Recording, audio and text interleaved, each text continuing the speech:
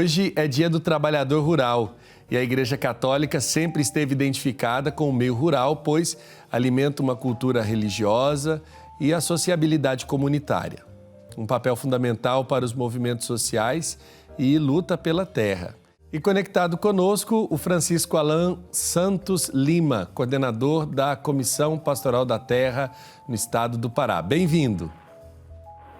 Obrigado pelo convite, padre. Agradeço o convite. Estamos à disposição para essa roda de conversa que vai fazer memória de tantos trabalhadores e trabalhadoras que moram no campo e que também fornecem alimentação para as grandes cidades.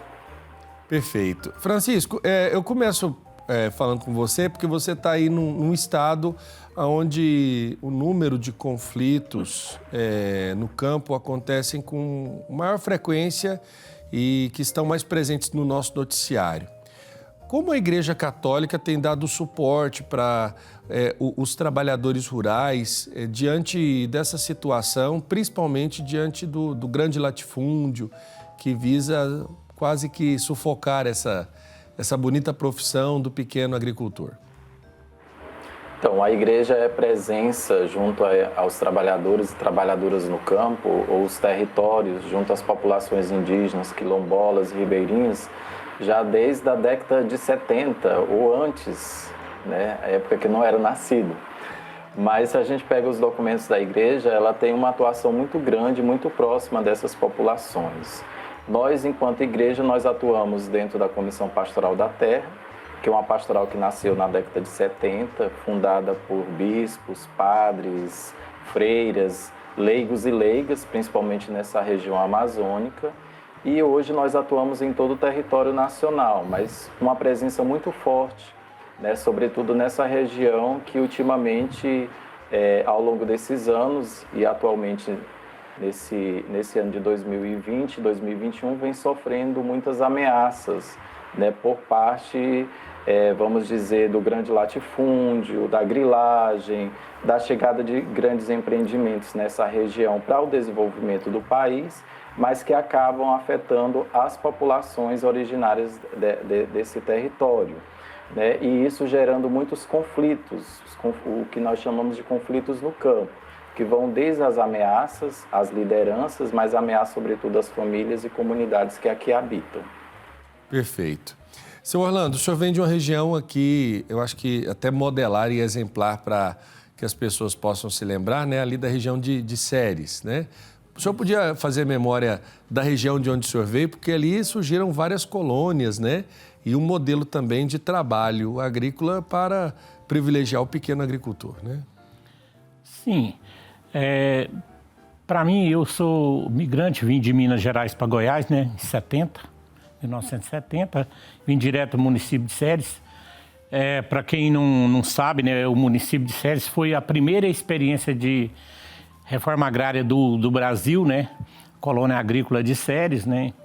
E a gente chegamos para ali depois já de tudo colonizado, né? E eu continuo ali até hoje.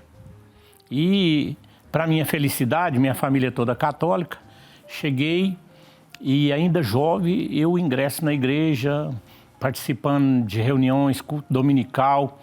Aí aparece a figura mais importante da minha vida, Dom Tomás Balduino, e a gente começa a discutir as comunidades eclesiais de base. E aí, daí foi que me deu toda a base, toda a formação para mim começar a pensar de fato da importância que eu poderia exercer na comunidade e dentro daquele município, com aquele tanto de famílias trabalhando, produzindo, aonde é que a gente poderia ser útil, né? Como é que o senhor observa o trabalho, por exemplo, da Igreja Católica naquela região para que vocês pudessem se organizar diante das necessidades que iam surgindo e até mesmo para que a força pudesse, de fato, se apresentar? O senhor lembrou bem da memória de Dom Tomás e, de alguma forma, o sindicalismo rural aqui no nosso país está bem associado a essas pequenas comunidades, as comunidades eclesiais de base, né? Sim, eu volto lá nesse período que, de fato, eu vim para o Sindicato dos Trabalhadores Rurais de Séries devido ao trabalho da igreja.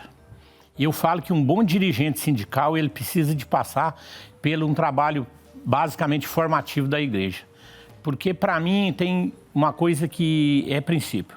A questão da fé e da vida. A questão da fé me move para fazer o meu trabalho, né? Então, eu vim para o sindicato através da organização das comunidades locais, né? E quando a gente montamos, de fato, uma diretoria no sindicato em 79, era um de cada comunidade. Um município muito bem dividido por comunidade, um trabalho muito forte da igreja, e isso me deu ânimo para vir para o sindicato. Digo que se não fosse o trabalho da igreja, talvez eu não teria ido para o sindicato e não teria ido também, não estaria hoje na FETAEG, que é a nossa entidade maior, que é a federação que ela responde por todo o estado. Então, para mim, a igreja é toda a base da minha vida de formação, veio da Igreja Católica.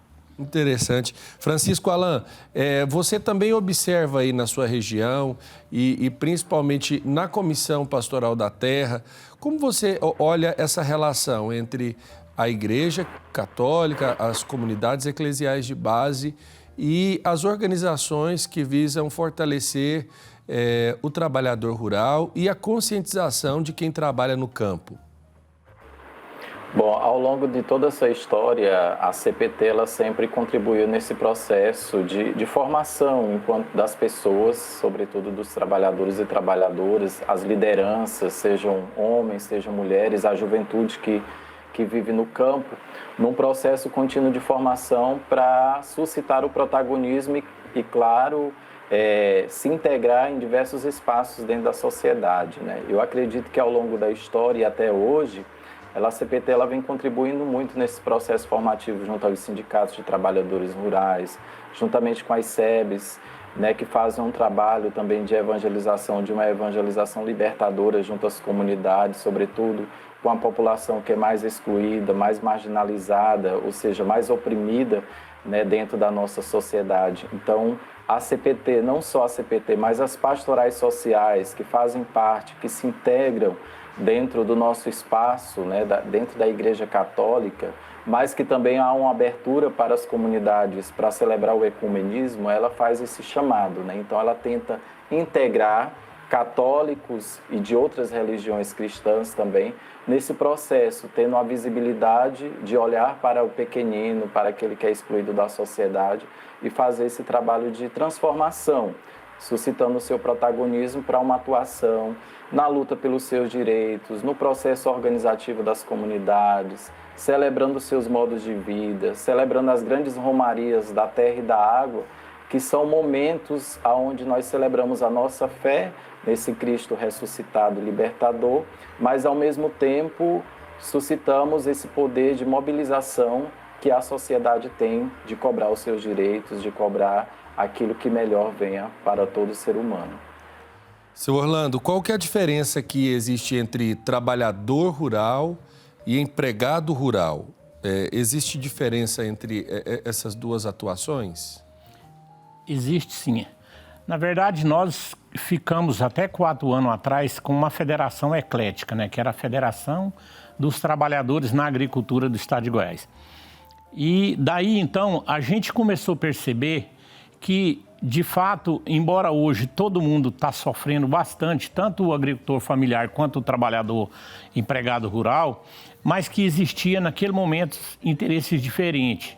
O agricultor muito focado na produção, na melhoria da qualidade do produto, na melhoria do preço, né, na agregação de valor, né, enquanto que o assalariado, a luta dele naquele momento era para garantir, através de carteira assinada ou através de convenção coletiva, o direito a um salário digno, uma hora itinerária pelo tempo que ele ficava dentro de ônibus até chegar no local de trabalho, seja ele do corte de cana, seja ele em cima de um trator no plantio de soja ou na colheita, né? E isso acabou que a gente, nessa luta de desenvolver a agricultura familiar, e o agricultor familiar vai se potencializando, acontece alguns pequenos conflitos, porque o trabalhador rural começa a precisar de ter uma pessoa, às vezes uma mão de obra, né?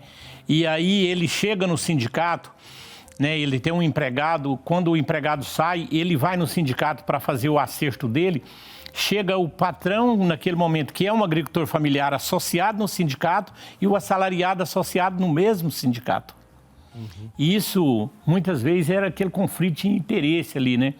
E a gente acabamos fazendo essa discussão e criou-se a Federação dos Empregados Rurais, né? Assalariados e empregados rurais, e manteve a associação, a Federação de Agricultores Familiares, né?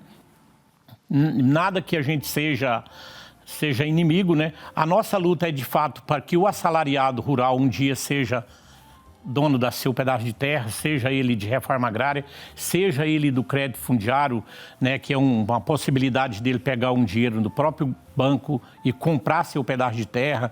E é um programa que existe hoje que não tem funcionado, mas que tira o trabalhador de viver uma hora empregado, outra hora desempregado, que é o caso do safrista, o cara que trabalha na usina de cana, por exemplo. Ele trabalha 6 meses no corte de cana, 6 meses ele está desempregado, né?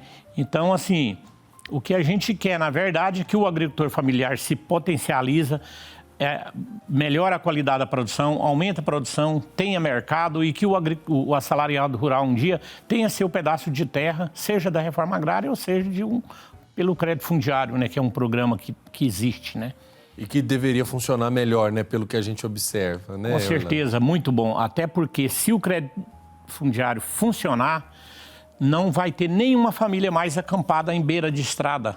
Ele vai pegar o dinheiro, vai comprar seu pedaço de terra, vai produzir e vai pagar ele de acordo com o que a lei fala, que ele tem 3 anos de carência e depois mais 22 para pagar, né? Perfeito. Que é muito possível comprar e pagar sem nenhum atraso.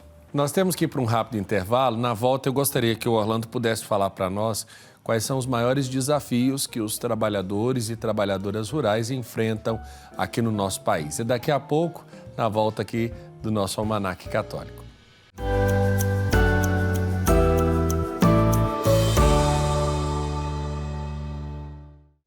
Ficou mais fácil dedicar tempo e devoção ao Divino Pai Eterno. Baixe gratuitamente o aplicativo do Pai Eterno para smartphone e tablet. E tenha com você conteúdos exclusivos do Pai Eterno 24 horas por dia. Nele você pode acompanhar as novenas do Filhos do Pai Eterno, do Perpétuo Socorro e ao Sagrado Coração de Jesus, além do Santo Terço. Basta clicar no ícone Novenas e escolher o programa e qual edição deseja assistir. Fique conectado com o Pai Eterno a qualquer hora, em qualquer lugar.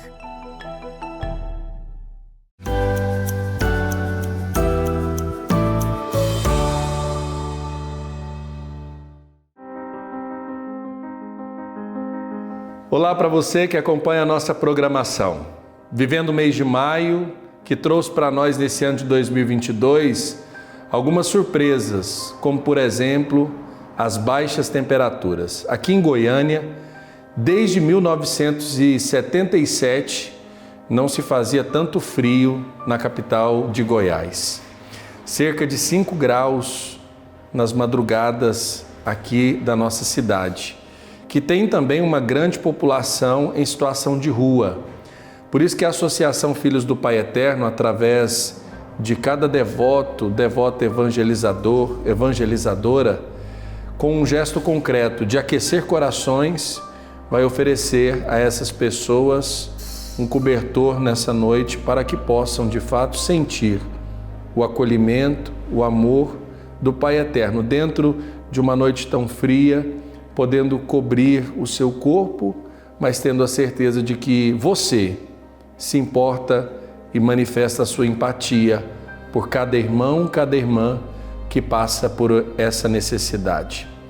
Quem de nós, numa madrugada fria, tendo o chamado de Jesus para que nós possamos cuidar uns dos outros, amar uns aos outros, não imagina nessa situação como está a vida daqueles que não têm um teto para se recolher.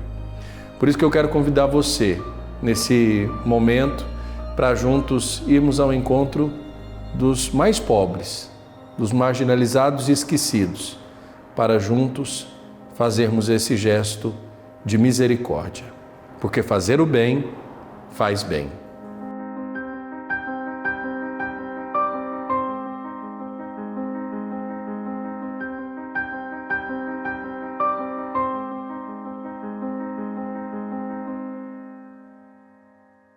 Na nossa roda de conversa, nós estamos falando sobre a atuação da igreja junto aos sindicatos e organizações dos trabalhadores rurais. Aqui no nosso estúdio, o Orlando Luiz da Silva, da FETAEG, aqui da Federação dos Trabalhadores Rurais da Agricultura Familiar do Estado de Goiás, e conectado conosco o Francisco Alan Santos Lima, coordenador da Comissão Pastoral da Terra no Estado do Pará. Orlando, quando nós estávamos indo para o nosso intervalo, eu deixei uma pergunta sobre os desafios que os sindicatos, as federações têm encontrado, principalmente diante da atuação dos trabalhadores no campo. Como você observa, como você avalia os desafios que vocês, enquanto organizações, têm enfrentado? Então, o colega da Pastoral da Terra, ele fala na questão das políticas públicas, né? E esse é um dos desafios, né? O trabalhador rural, o agricultor familiar, para produzir, primeiro ele precisa de crédito, né? Um crédito que tenha juro acessível, né? Que o crédito que chega no tempo certo, para que ele possa pegar o recurso, para que ele possa comprar o adubo e a semente mais barata, para que ele possa plantar no momento certo, para que de fato ele não começa já de maneira equivocada. Esse ano a gente teve muito problema com crédito, né? No ano passado, né? Foi essa safra da agora, o crédito não chegava, o custeio demorou muito, o adubo subiu muito, a semente subiu muito, o crédito de investimento está paralisado desde o final do ano passado, não tem o crédito de investimento. E nós hoje ainda tem um segundo problema, um segundo desafio, que é na hora que você produz, é hora de você colocar no mercado. Tem sempre um intermediário que ele compra barato e vende muito caro para o consumidor. A exemplo da agricultura familiar no estado de Goiás, tem uma vocação muito grande para leite. Você pega 1 litro de leite e vende ele por R$ 1,80, você vai na gôndola do supermercado e ele está com R$ 5,00. Né? E aí, quando você olha o custo de produção, a conta não fecha, não sobra praticamente nada. Ao mesmo tempo de quem planta o arroz, planta o feijão, planta a hortaliça, você compra um saco de adubo hoje por R$ 230, um adubo de cobertura por mais de 300. Então, isso é muito grande.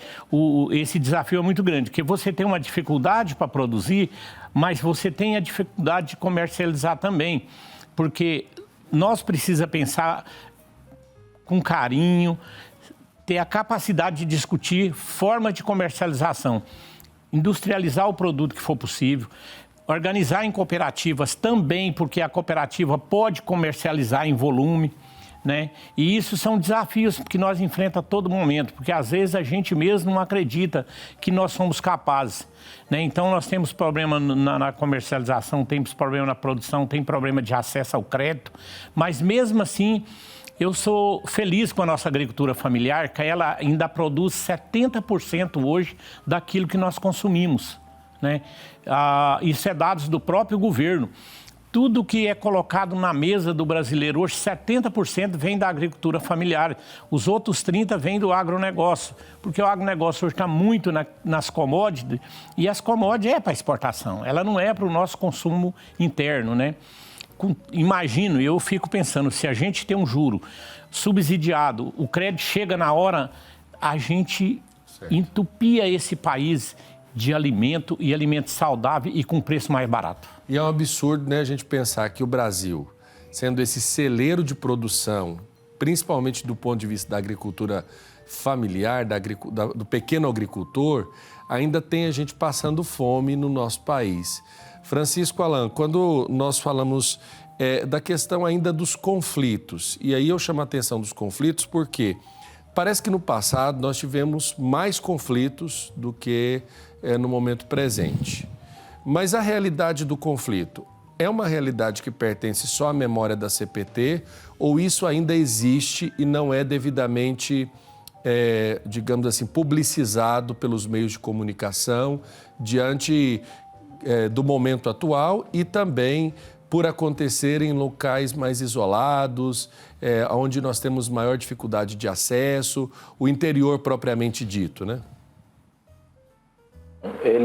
Os conflitos não se remetem só ao passado, né? Ele é bastante presente e a gente vê, acho que diariamente nos meios de comunicação, sobretudo nessa região, os conflitos que vêm afetando principalmente as populações indígenas, né? Apesar da gente ter povos que não tiveram contato com o ser humano ainda, as comunidades mais próximas, mas a gente vê uma alta crescente, sobretudo com essas populações, né? Nós temos uma política pública hoje, ou pessoas, né, da sociedade que fazem uma campanha para o uso de arma, para o armamento, e isso fortalece ainda mais esses conflitos nessas regiões, sobretudo na Amazônia, mas em outras regiões, como essa própria região do Cerrado, onde a gente tem muitas comunidades que passam também por essa situação de conflito, sobretudo com o agronegócio selvagem, que vão expulsando essas comunidades.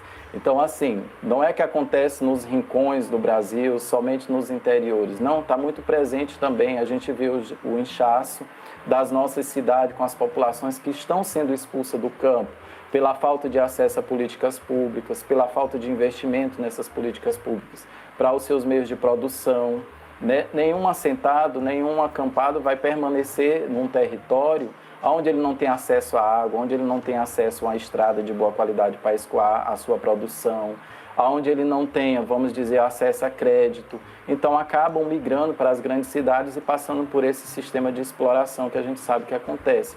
Mas, ao mesmo tempo, quando ele persiste em ficar no seu território, ele é cercado por essa diversidade de ameaças, ou seja, esses grandes monocultivos de produção de soja, de milho, que vão expulsando e gerando esses conflitos, né? O amigo falava que nós, hoje, a agricultura familiar coloca 70% de alimentação na mesa do brasileiro, né?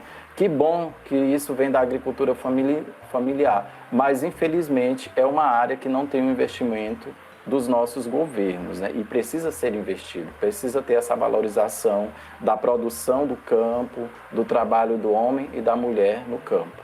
O produto orgânico, ele ainda tem uma disparidade de preço muito grande com o produto industrializado ou do grande latifúndio. Está aí uma pauta que a gente pode trazer no futuro aqui da nossa roda de conversa, mas felizmente nosso tempo acabou. Quero agradecer aqui ao Francisco Alan, da Comissão Pastoral da Terra lá do estado do Pará. Obrigado, Francisco, por ter tirado um tempo para conversar com a gente e desde já parabéns pela atuação da Comissão Pastoral da Terra em todo o nosso Brasil.